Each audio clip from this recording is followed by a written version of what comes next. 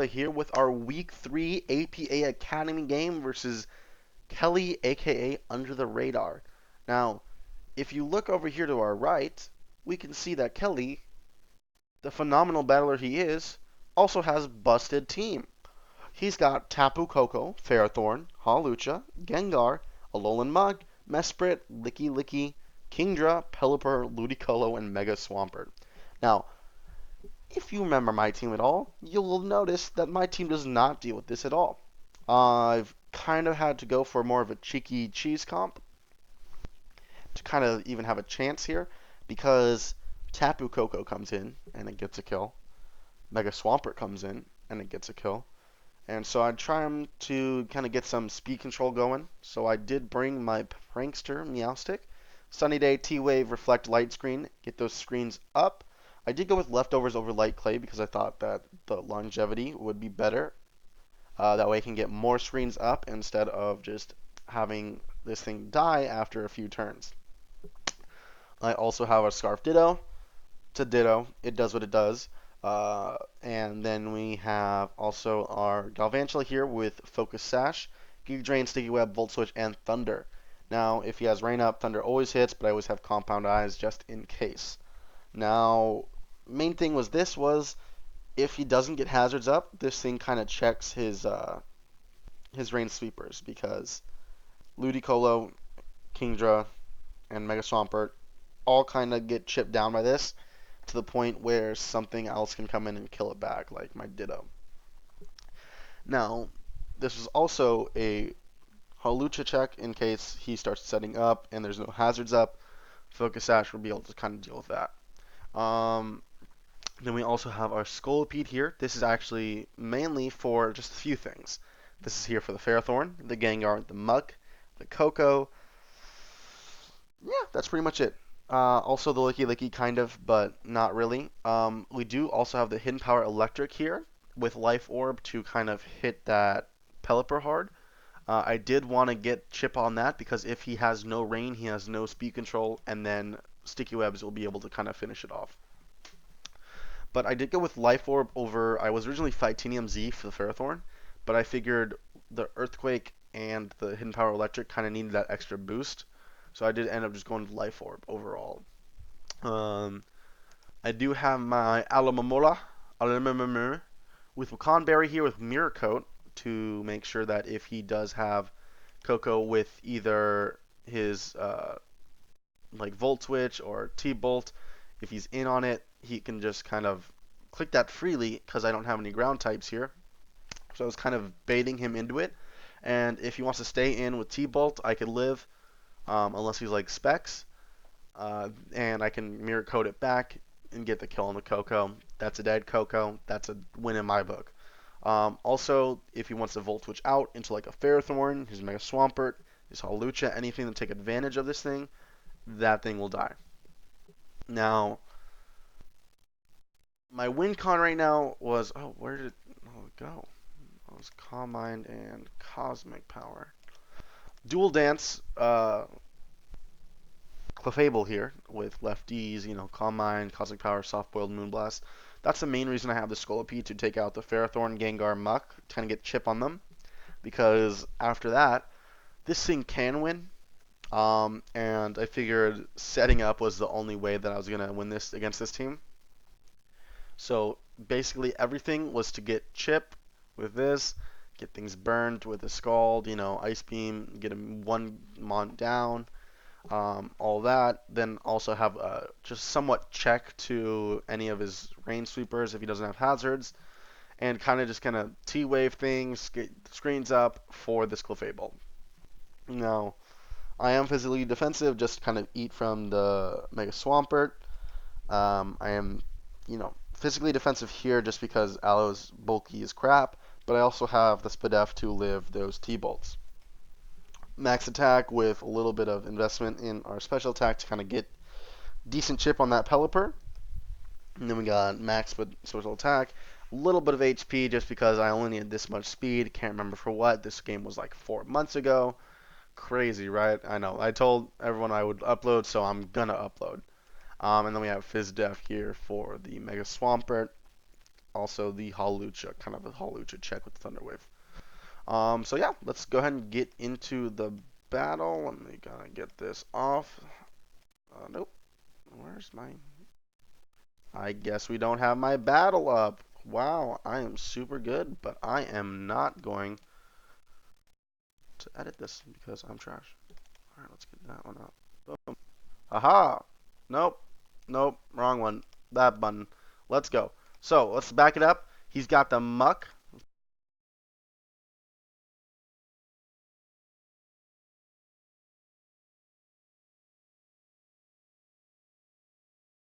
So I'm going to lead with my Scolipede, get some damage on one of them.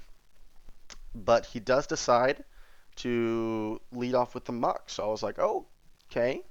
That's a free Earthquake. If he goes into the Pelipper, I don't mind that because I will literally just HP Electric that.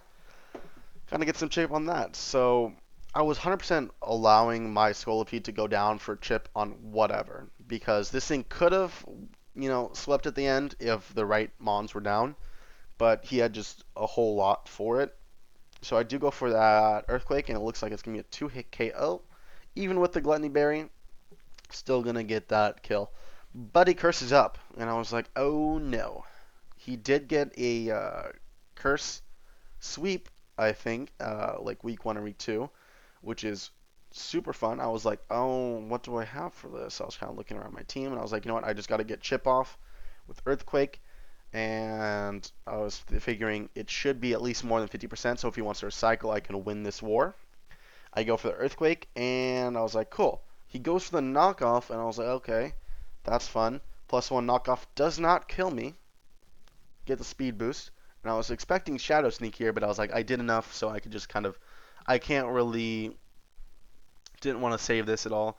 I just wanted to get enough, as much damage off as I could. And he goes right into his Ferrothorn. And I was like, perfect. Oh my god, perfect. Because I can get the Earthquake damage off here. And then I was like, well, I'm just going to Superpower now.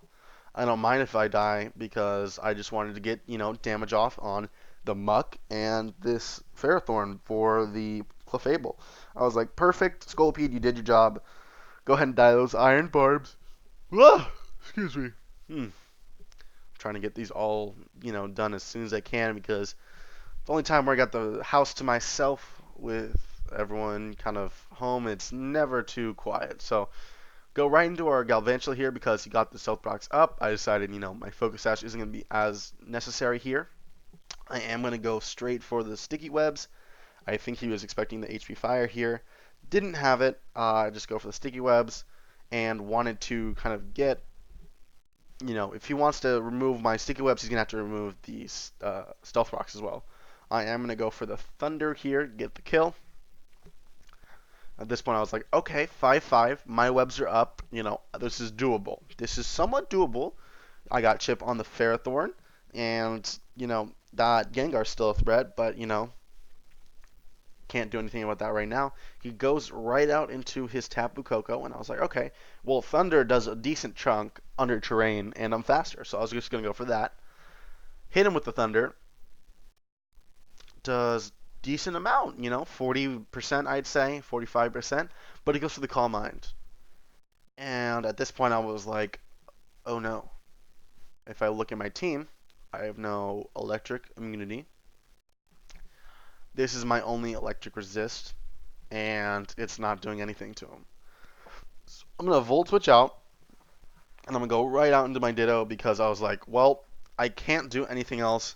I have to go in here, hope he didn't set up again, and I can just kind of get damage off on him, but he roosts off. And I was like, oh no. Oh no. Because I'm sure Thunderbolt's not doing a whole lot to itself. So I just go for the Thunderbolt. And I get the crit. Which is extremely unfortunate for Kelly because this one right here. This was a 5-0. 100% all the time, every time. 5-0 right here. But, I did get the crit. Nothing I can control. Thankfully for me, it saves me that 5-0. So he's going to switch out into his Swampert as I get that T-Bolt off. Doesn't affect it. We're going to go right into our Alamomola, which is our pseudo check to this thing. And we're going to see here, I'm going to take those rocks, and he's going to Mega, and spoiler alert, he's going to go for a Power-Up Punch. And at that point, I was like, well, crap. Good thing this thing isn't fast right now under the water, or under the rain. But I have to pick something, because Aloe is pretty much my only thing that I kind of wanted taking damage, because it can regenerate it off. And I was just going to go for the Scald here, because I can't switch in anything else to this. It's just going to die. So we're going to go, and we're going to live, and then we're going to get a Scald off. And I was like, okay, well, I just needed the damage off for Ditto to kind of come in, maybe. We do get the burn, which is extremely awesome for me, too. So that's like 2 in a row for me. And we are going to get the burn, so it's pretty much not useless, but it's not as threatening. So I am going to switch out of here, because I figured, it was burned, so I was just going to go right into my Meowstic, kind of set up those screens. That way I can kind of start setting up with Clefable, trying to get to the end game as soon as possible. I go for the T-Wave, and it misses, kind of sucks, but he just goes to the Defog. Doesn't really do a whole lot, because my webs are gone, but I still have my webs user. His Stealth Rocks are gone. He still has a Stealth Rock user. So this is where I go for Sunny Day, trying to get those Hurricanes not to be 100%, and also, any Scald he wants to go for, not going to do too much. He does go for the Surf, and is going to do not a whole lot, actually, just 50 damage, or 30 damage, and we're going to get those leftovers back.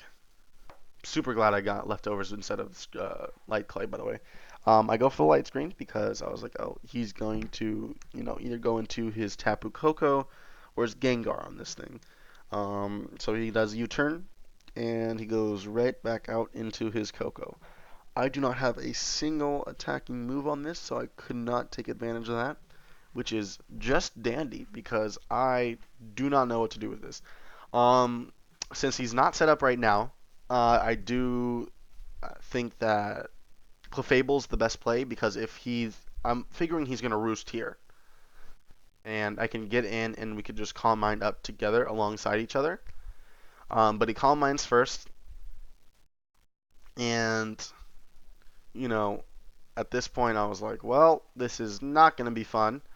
He goes for the roost, and I go for the Calm Mind. We are just going to kind of do this for, God, like 5 minutes.